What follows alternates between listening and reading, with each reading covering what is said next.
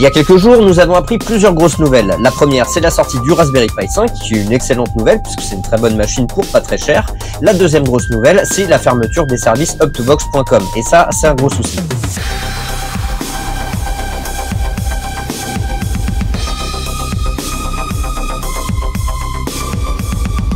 Bonjour à tous et bienvenue dans Cursed Lab. Dans plusieurs précédentes vidéos, nous avons appris à faire des choses avec notre Raspberry Pi, comme par exemple fabriquer un NAS ou faire notre propre média serveur. Et ça, c'est vachement cool. Aujourd'hui, en combinant les deux dernières nouvelles dont je viens de vous parler, on va fabriquer une seedbox ou un système qui télécharge automatiquement sur Internet. Accrochez-vous, cette vidéo fait partie du Raspberry Pi Program Universe.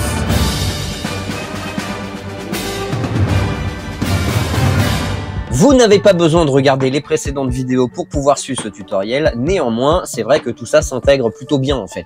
Et pour faciliter toutes les installations, on va utiliser Docker. Le programme en question s'appelle JDownloader, ça n'a rien à voir avec moi, c'est simplement qu'il est codé en Java. Et pour ça, je vous ai facilité la vie en faisant une image Docker. Et là, ça a à voir avec moi. Donc si vous voulez soutenir mon travail, n'hésitez pas à me faire un petit don ou à me soutenir sur Patreon, vous avez tous les liens dans la description. Grâce à JDownloader, vous pourrez automatiser tous vos téléchargements, que ce soit des vidéos YouTube ou vos films de vacances que vous trouvez un petit peu partout. Avant ça, sur up2box.com par exemple. Je rappelle néanmoins que le téléchargement sous droit d'auteur est illégal, et ça partout dans le monde. Tout d'abord, je vais me connecter sur mon Raspberry et je vais aller dans le dossier où j'ai mes anciens projets.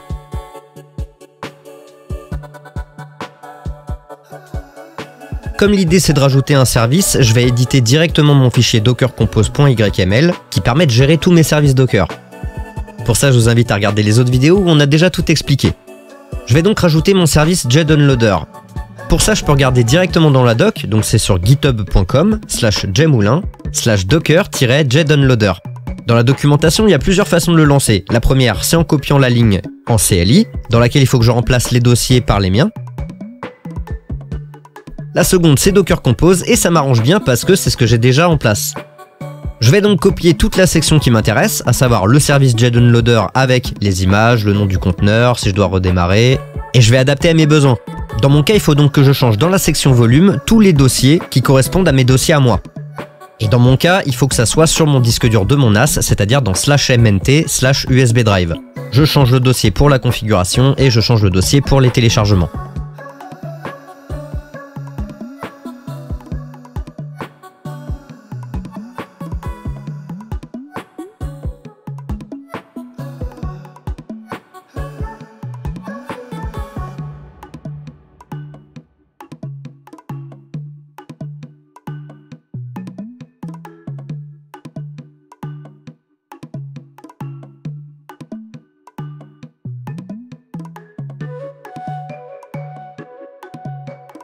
J'ai pas besoin de sauvegarder mes logs, donc je vais supprimer le dossier des logs.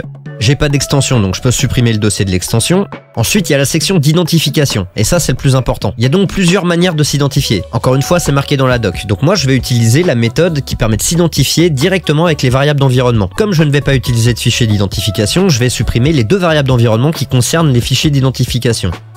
Ensuite, dans les variables myJDUser et myJDPassword, je vais renseigner mes informations. En l'occurrence, il faut que je mette mon adresse email et mon mot de passe. Et oui, il faut qu'il soit en clair. Personnellement, j'ai déjà un compte, donc j'ai juste à les renseigner. Mais pour vous, qui n'avez pas encore de compte, normalement, vous allez devoir créer un compte sur le site my.jdownloader.org. Vous cliquez sur le gros bouton No Account Register et vous renseignez vos informations. Une fois que vous avez votre compte, renseignez vos informations dans le docker-compose.yml. La description de mon service est terminée, je vais donc enregistrer le fichier, quitter, et je vais relancer tous mes services. Pour ça, j'utilise la commande docker espace compose espace up espace -d. Et ça va relancer tous les services qui sont dedans. Donc en l'occurrence, ça va relancer Plex, ça va relancer le NAS, ça va tout relancer. Et surtout, ça va créer mon service JDownloader.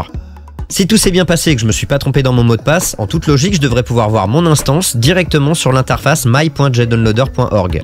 Je me connecte donc sur mon compte Et je peux constater que j'ai bien mon instance Plexbox qui se trouve ici. Je pourrais donc télécharger sur mon NAS depuis n'importe où. Vous pouvez d'ailleurs constater que j'ai déjà téléchargé beaucoup de choses et que ça les extrait directement dans les bons dossiers. Pour ajouter des choses à télécharger, c'est très facile. Il y a un bouton en bas à droite qui s'appelle Add Links et lorsque vous cliquez dessus, ça vous demande les liens que vous voulez télécharger. Vous avez également un champ qui vous permet de changer le dossier dans lequel télécharger, mais étant donné qu'on est sous Docker et qu'on a fait un point de montage, je vous déconseille de le changer. Vous pouvez mettre tous les liens que vous voulez dans l'encart prévu à cet effet et ensuite vous cliquez sur le gros bouton Continue. JDownloader va analyser les liens, les ajouter à la liste des téléchargements et les télécharger. Si jamais le lien est protégé par un captcha, il va vous le demander et ça c'est super pratique. Parce que JDownloader va tout gérer de lui-même, c'est-à-dire que dès qu'il y a un captcha, JDownloader va vous le demander et il va bloquer tous les liens qui dépendent de ce site-là. Vous pouvez donc paralléliser les téléchargements sur différentes plateformes. Et si vous avez plusieurs liens sur une seule plateforme, il va vous demander tous les captchas dès que les timers sont terminés. Mes téléchargements sont terminés, je regarde donc directement dans le dossier via mon WinSCP ou via mon NAS, peu importe, et je peux constater que ce qu'il a téléchargé est bien présent. Comme vous l'avez vu, on a accès à l'interface directement sur un navigateur web, mais il existe également une application sur iPhone et sur Android qui vous facilitera grandement la vie en déplacement. Sachez que JDownloader est un programme qui est indépendant.